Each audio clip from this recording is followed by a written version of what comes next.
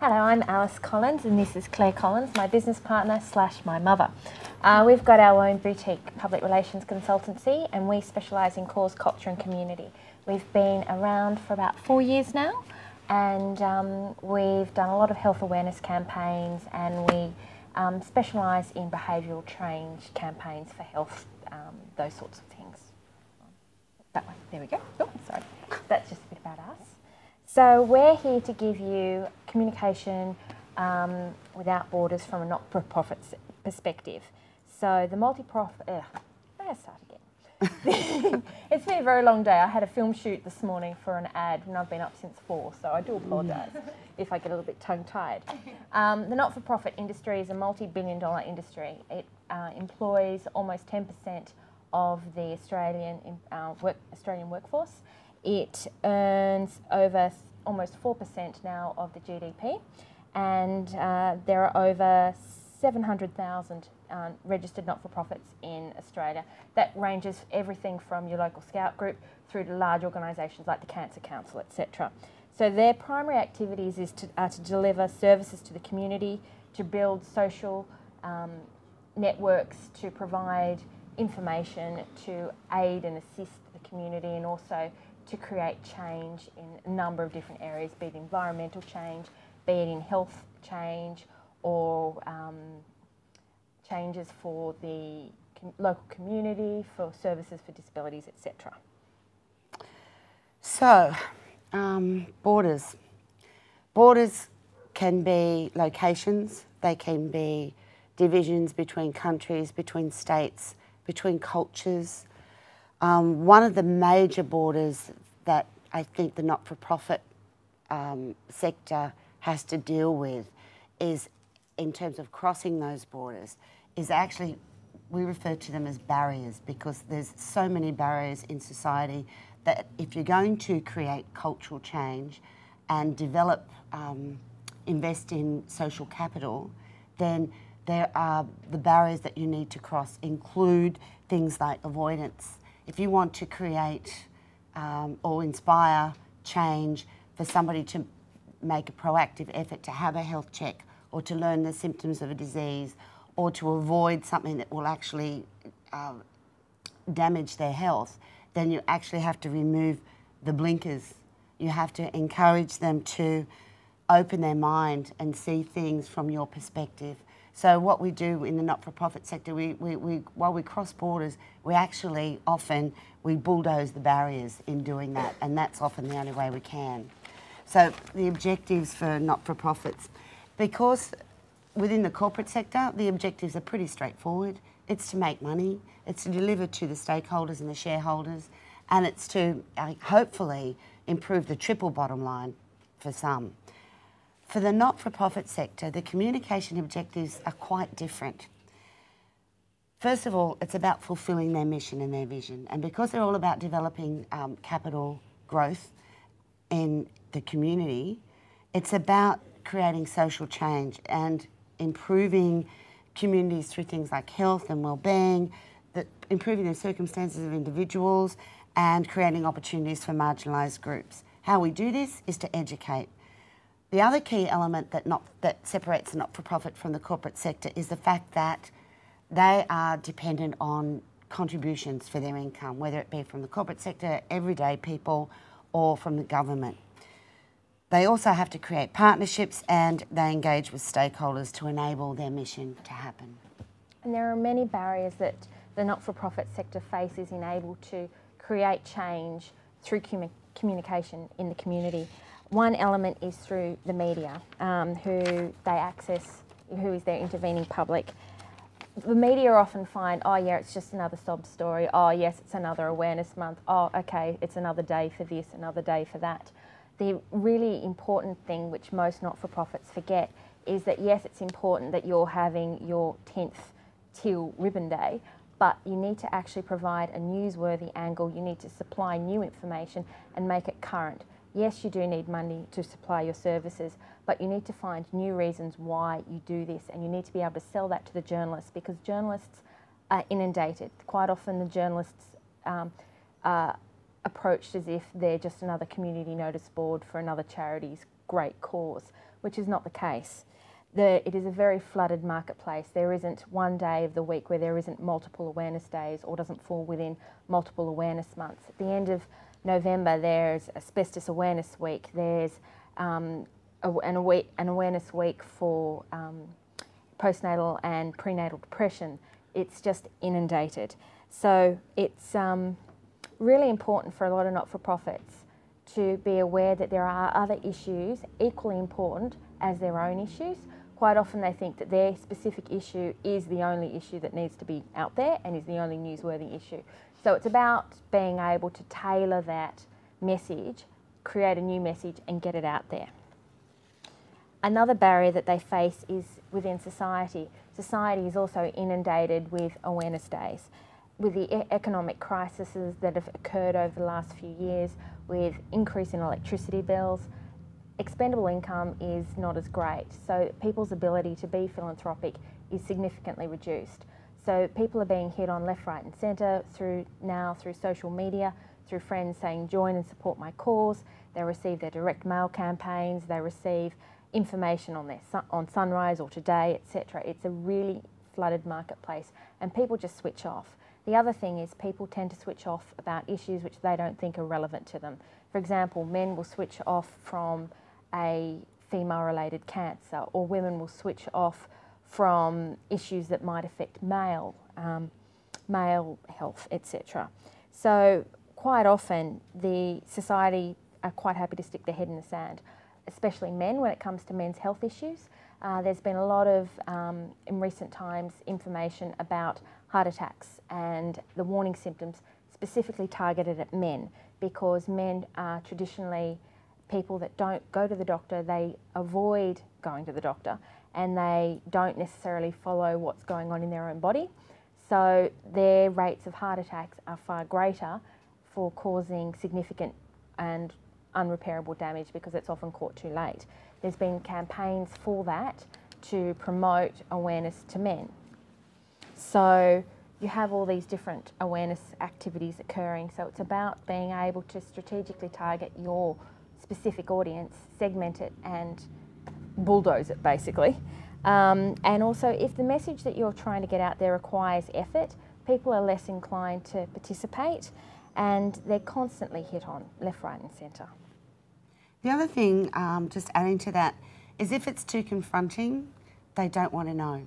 So getting through that and to reach them, how do we do that? It's very difficult. The other key barrier for not-for-profits that they're constantly confronted with is governments. Governments, there's limited budget. There's multiple stakeholders that they have to look after. You know, they're always having issues with things, always cutting budget, like transport, education, all those issues. And then, of course, the charities are still saying, give me money, we have an important community service to provide. Unfortunately, though, the majority rules, so the smaller groups usually miss out. So, breaking down the barriers, how do we do that? Well, we start with research. We always start with research. So the organisation's objectives, you've got to know its heartbeat. If you can't put your finger on its pulse and feel the lifeblood in that organisation, then you don't know it. So by knowing its heartbeat, you can then determine who its target publics are, which they are, and then segment them and get them down. Who's going to carry your message? Who's going to be the message bearer, I guess, and how you're going to get it there. So we also develop a strategic campaign plan, I guess, and for us it's like a Bible. We use it every day when we're in a campaign. It's always it's a working document. We also utilise We utilise multiple communication tools. We never use one thing in isolation because we find the campaign success and the message is far stronger if you deliver it in multiple ways. So we always use PR, public relations, we use advertising, marketing, fundraising, and of course, more recently, social media as part of that. And how we affect change with our community organisations is we like to call it a day in the life of the campaign. So it might be for an awareness day or an awareness week or an awareness month, but we follow the principle that everybody needs to receive your message in multiple ways through multiple mediums. So for example, if the person wakes up in the morning, you'll hear a news grab on the 6 o'clock news. While they're getting ready, they might have the TV on, they'll have an interview with an ambassador or a spokesperson to promote awareness of the issue. Then when people are getting on the train or the bus, they're reading an article. When they get to work, there's information on 9MSN or SMH Online, which they didn't pick up in the newspaper. Throughout the day, they see the message in multiple places, on bus stops, on the back of bus tickets. They receive it through e-newsletters, and it's about creating a message that can be reached by the masses, but strategically, and so that they get the message multiple times so it's actually understood.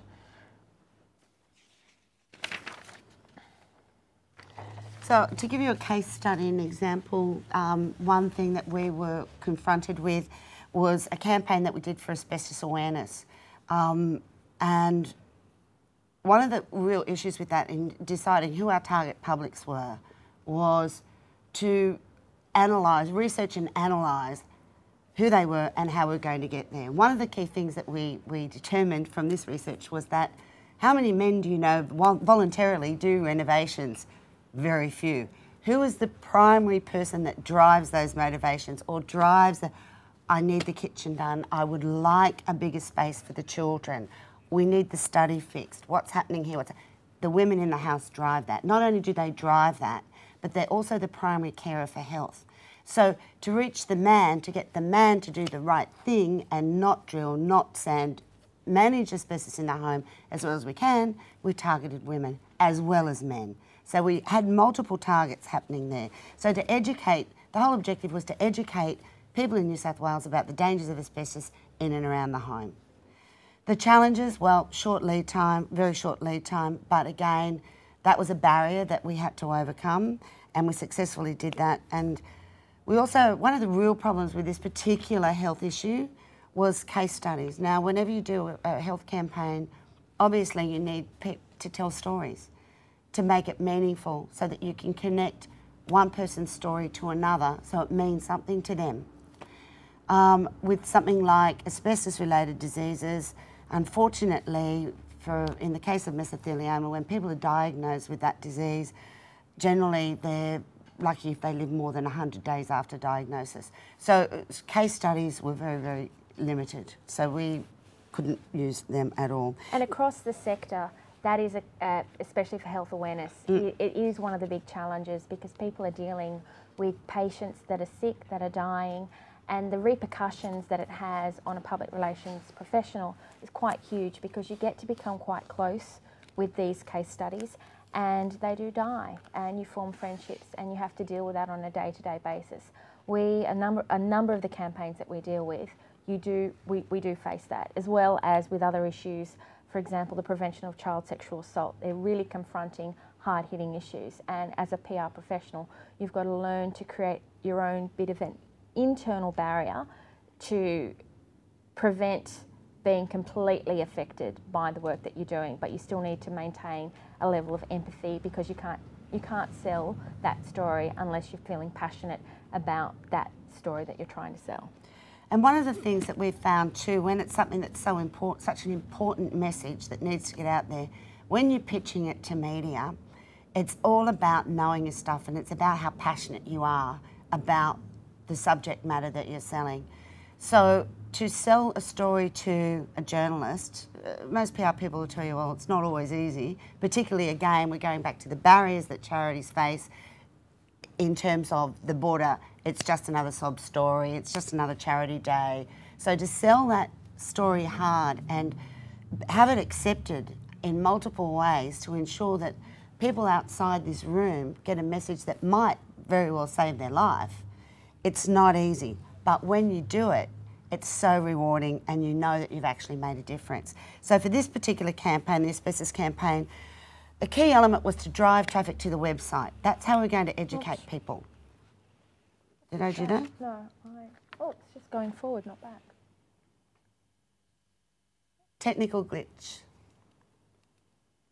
So we wanted to drive traffic to the website, and so people could learn where they would find it in their homes. We also tailored it to everyday people, so it wasn't a government-looking website. It wasn't going to dictate to them. There was plenty of links. They could find as much information as they could. What we found at the end of the campaign, that we increased website traffic by 122%. We got enormous coverage in terms of media because we reached more than 10 million people with our key message. The other thing we did was we increased page views by 738%, but the really important factor was the amount of time that people spent on the site. They were there on purpose. They went there with a purpose to find out the information they needed to protect their health and the health of their children. Because specifically with the asbestos campaign, one of the major barriers for society was there was no one single location where you could go and get the information that you needed to know about the dangers of asbestos in the home. There was, you'd have to go to the state government sites, you had to go through different sites within that health, work cover environment, 3 separate sites, then you had to go through your local council site. So what we did was we consolidated, removed all the barriers for people to be able to educate themselves, to put it in a one-stop shop, and created the asbestos awareness website and an interactive home, because most people aren't aware where asbestos is in the home. Basically, if your house was built or renovated before 1987, your house will contain asbestos in some shape or form. Even if it is brick, even if it is clad on the outside or weatherboard, asbestos can be found under tiles, under carpet, behind water heaters, anywhere where it can be hot or cold, fireplaces, etc. So it was a really important message that we had to get out there, because people are just drilling, sanding, water blasting, etc. And it's interesting because it's about educating them. Most people wouldn't think that asbestos would be behind a wall tile or a floor tile. So the education was a key element to get them to understand exactly where they could find it in the house. So the interactive house on the website was definitely the way to go. It was also of interest to children as well. And that was how the organisation was breaking down barriers within the community to be able to help save their lives. I'll do this one. Can I do this one? No, you can. Okay. Well, for us, it's a little corny, but it works for us. It works for us. It's actually a big bit corny, but it works for us. You do this one. Okay. We've got a philosophy, because we quite often have interns and we lecture at UTS about not-for-profit PR. We say that you don't actually have to be an environmental scientist to save the planet, that you don't have to be a politician to improve circumstances for society, and you don't have to be a doctor to save lives. You just have to be an ethical, practical public relations professional.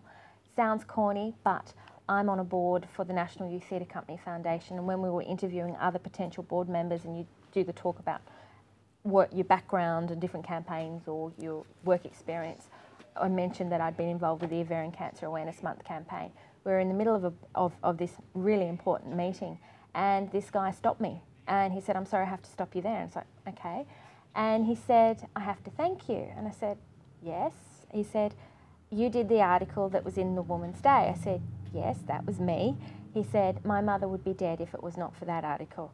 My mother had been experiencing the symptoms of ovarian cancer for about 6 to 8 months. She had gone to GP after GP after GP and got knocked back each time, saying it's just irritable bowel, oh, it's just something you've eaten." She took her magazine to a new GP, slammed it on the desk and said, "This is what I think I've got. I want to be tested for it."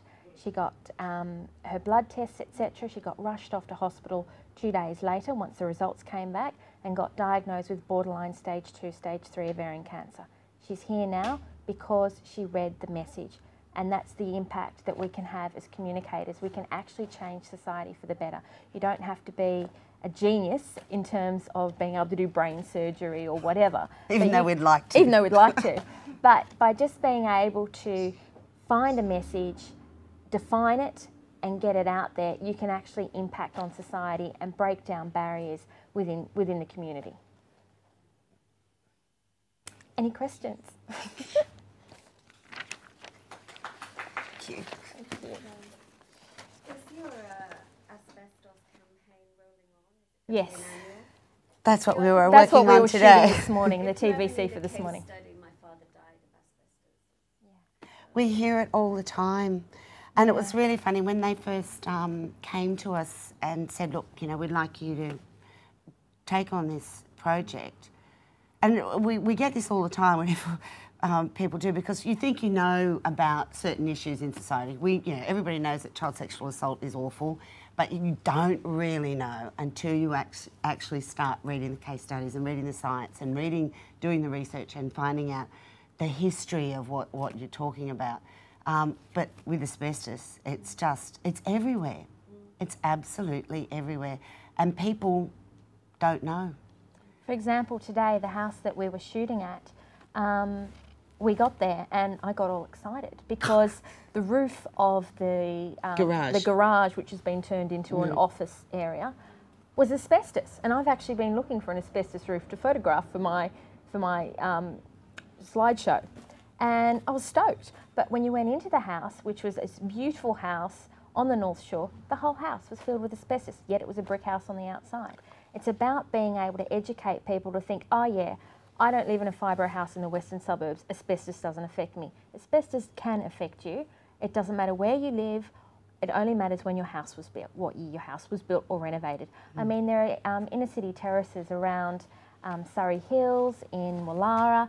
They've got fibro in them. The old carpet that was laid down in the 60s and 70s, if the house hasn't been renovated recently, will have asbestos underneath it. In the underlay? In the underlay. So it's about educating, also educating the media, because the media, specifically local media, think, oh yes, my readership, this doesn't affect them, they don't live in the western suburbs. And it's about being able to break down the internal barriers of the journalists to say, yeah, actually it does affect your readers, and it can also affect yourself and the other people in your office. So, yeah. So yes, the campaign is rolling on. Yes, and we're in the thick of it right now. Yeah. Ladies, you talked about the website. Yes. How did you use a mix of media to get people to look at the website? It was a mix. It was a mix. We used. We only had 3 weeks to do last year's campaign, including building the website. So it was a very tight lead time, to say the least. So last year's campaign was primarily a media-driven campaign. We did have online activity as well, but this year's campaign, we've got a full-on advertising, marketing.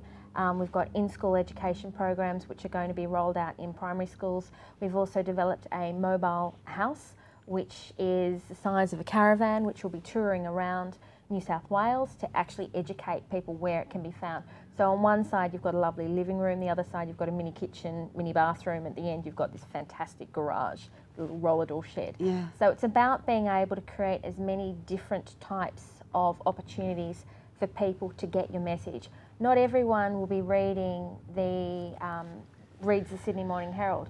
Not everybody goes to Bunnings on a Sunday and interacts with the DIY workshops, but everybody is your target. So it's about being able to have multiple areas, multiple layers to your messaging and using multiple mediums. And one of the biggest challenges that we have with this campaign is, and we found it last year when we're pitching to media, straight away they go down the old path. Yes, well what about, you know, the manufacturers, the people that produce this product? And it's like, no, it's not about the past. Yes, the past is tragic and it has happened, but this is not about the past. We can't change the past, but what we can do is we can change the future. There are very few health concerns that you can actually completely prevent in terms of cancer. Mesothelioma is one of them. Don't expose yourself to asbestos fibres and you won't get mesothelioma. Thank you. You're welcome.